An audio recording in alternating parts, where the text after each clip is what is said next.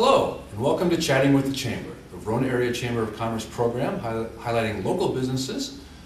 Today we're going to have three very interesting guests, and we're going to start with one of our better-known businesses in Verona. I'm joined by Jim Ferolie and Donna Larson of the Verona Press. Jim and Donna, welcome to the program. Hi. Thank you. Now, most people know the Verona Press because they see it on the newsstands, but not many people know the business side of the business. So start by telling me a little bit about your office and how many people work here and what gets done here. Well, we have 18 employees here, and most of them play at least a small role in the production of the Verona Press.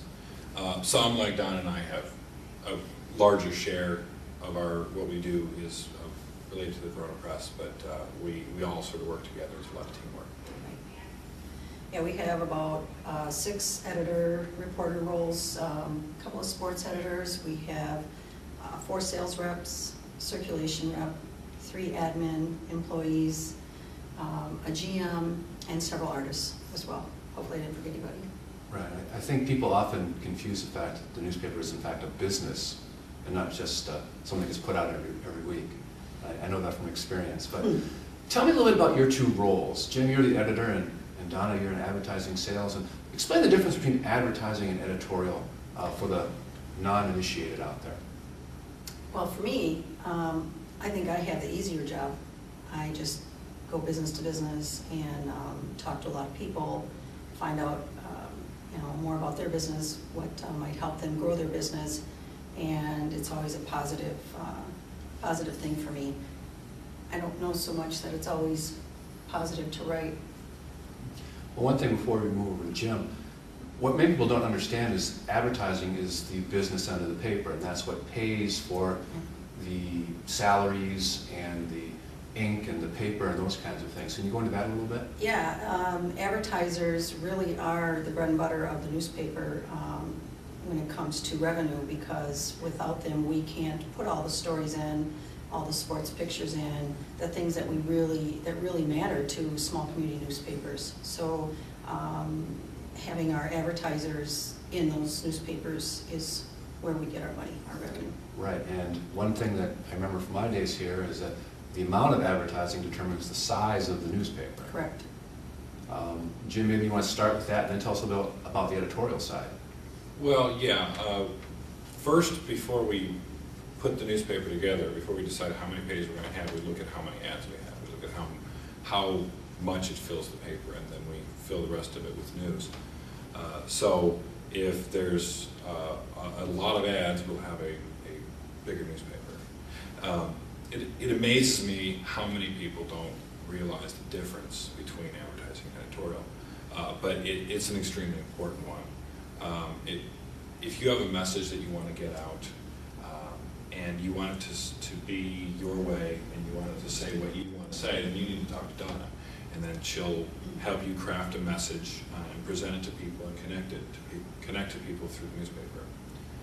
Sometimes the message that you want to get out also happens to be one that we call newsworthy, and that means it's something that readers want to know about, and we feel it's important to let readers know about. If the city raises your taxes, we have a duty to report that. If a new restaurant opens, readers expect us to tell them about it. But in most cases, we're going to tell them once. And then if you want to continue telling them that message, then you go to advertising.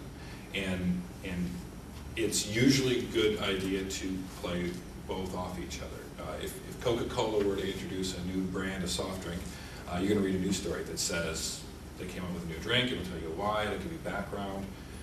It'll explain when it's going to be rolled out, all that sort of thing. But then Coca-Cola is going to go and they're going to have advertisements in every conceivable form of media, day after day, over and over and over again, saying that you want to buy this and you want to drink this, and then you will. And then the restaurant will send we'll put out an ad that says, we're going to have this on tap now, and then the grocery store will put an insert in our newspaper that says we're going to have a special on this. And so the advertising will come from a lot of different angles on it. Now, in this electronic age, when people are looking up information on their iPhones and news can be garnered instantaneously, a good example was the recent Boston Marathon bombing. People are on their iPhones and computers watching things as they happen. Why are newspapers that you can hold in your hand still important? Well, for us, we report everything local. We have the local news, the sports, photos of people's children, elderly photos, things that are happening in Verona, which is really all Jim and his people's place. And there's really no better place to advertise it than your local newspaper. People still like to sit down with a cup of coffee in the morning or sometimes a glass of wine after work and read the paper. It's relaxing, it's soothing, and it keeps them on top of everything that's going on, not just in the schools, but in the community as well. Well, and the primary reason that our newspaper, as she's talking about the community news, is important is because nobody else is here. Nobody else is covering our community. Oh, you know, you might see something if Epic builds a new building. You might see something on the TV or in the regional newspapers. But otherwise, you're gonna, if you want to know about what's happening in your community, you have to look here. And then separately, you talk about the electronic age and Twitter and things like that, and those are all important, and we in fact use that to help us with news. We use that to engage with the community. We use that to get information. But the importance of journalism is one that I think people maybe don't all realize, and they will realize it eventually. Is that we are the filter. Forever there has always been documents that have been available. There's always been tons of information, but we help you narrow down into the information that you want to read that is also trustworthy. And we've gone through and we've checked sources, and we've gone to double check and things and find out what is real, separate the truth from the fiction and from the rumor.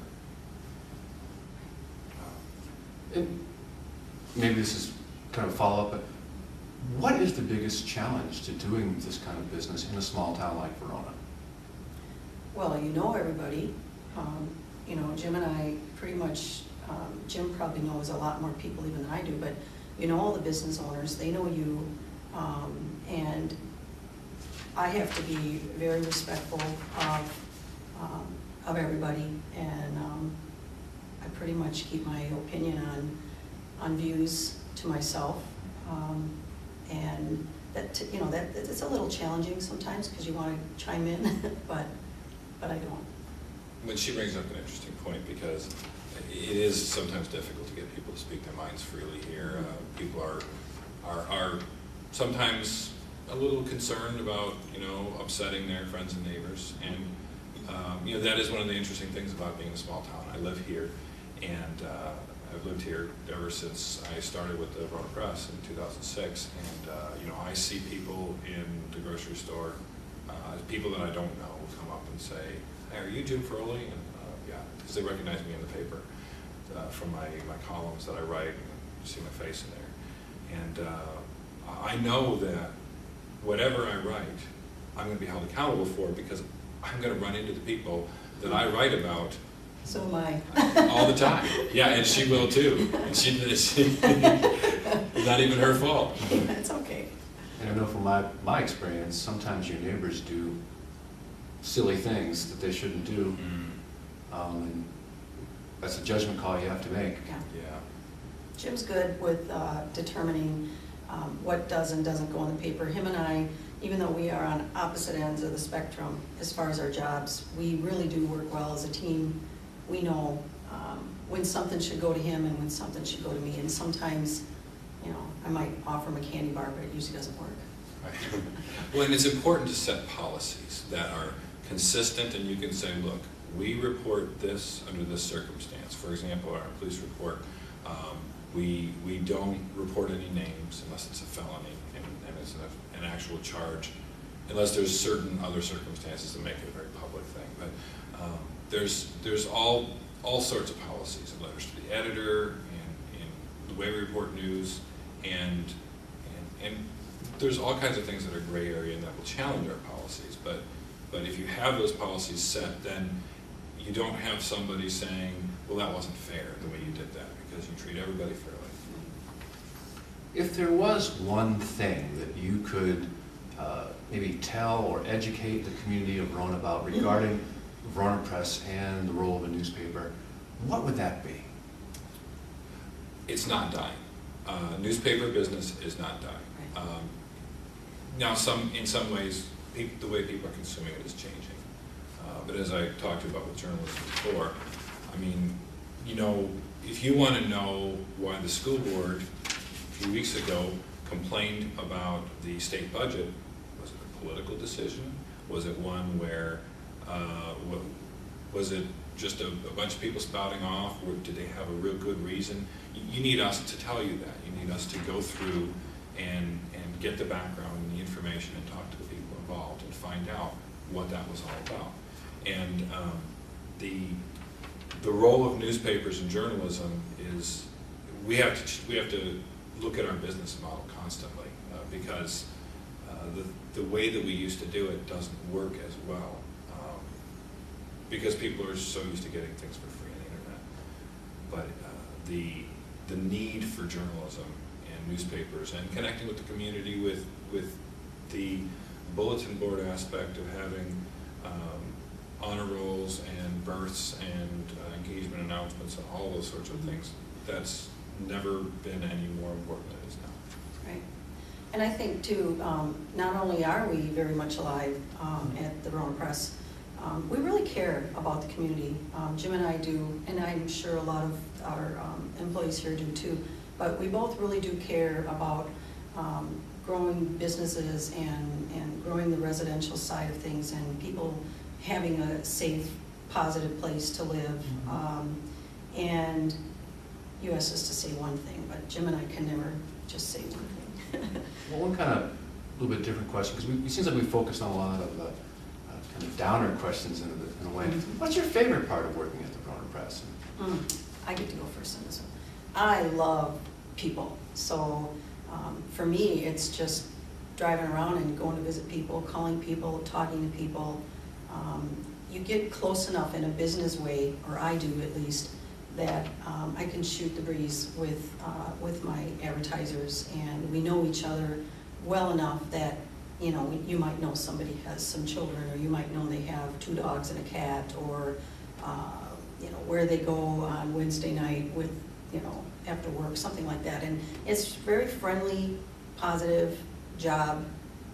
Sales is difficult in any line. I don't care what it is, but in Verona, it's just special to me. I always feel like I'm at home. I don't know how to say what my favorite part is because it's the best job I've ever had. I love it, and it's exhilarating to be the trusted source of the community and to be able to every week put out something that I can be proud of and that other people are going to see and are inevitably going to comment on, and just waiting to hear what they thought. Okay. Well, to wrap things up, the best way to contact the Verona Press if they either want to talk to you about advertising or a story idea or submit an engagement announcement is? Well, regardless of which one of us you contact, we're on our website, of course, connectverona.com. You can find out how to reach us there. You can stop in between 9 and 5. Jim and I aren't always here. We're coming and going a lot. But The address of the building is? 133 Enterprise Drive in Verona, a couple doors down from the post office. So we're real easy to find. And, you know, truly it's probably best to give us a quick call or an email just to make sure we're going to be here. We welcome visitors. And the phone number? Is 845-9559. And for me, if you want to give me a story idea or anything like that, you can email me. That's the fastest, most expedient way to do it. You can. There's a lot of ways to connect to me through the website as well. You can submit items and whatnot. If you want to talk to me personally, give me a call. Wednesday, Thursday, Friday. Wednesday, Thursday really is the best time to get a hold of me. Right. Mondays and Tuesdays are pretty crazy.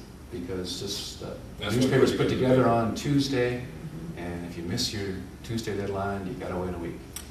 Unless you get Donna begging Jim to make a space. Well, if you miss Tuesday, you miss Then Tuesday. you miss it, yeah. All right, well, thank you. It's been a great interview, and we're looking forward to another many, many years of the Verona Press So are we. reaching our community. All right. Thanks, Thank you. Carl. And welcome back to this segment of Chatting with the Chamber. This time, we're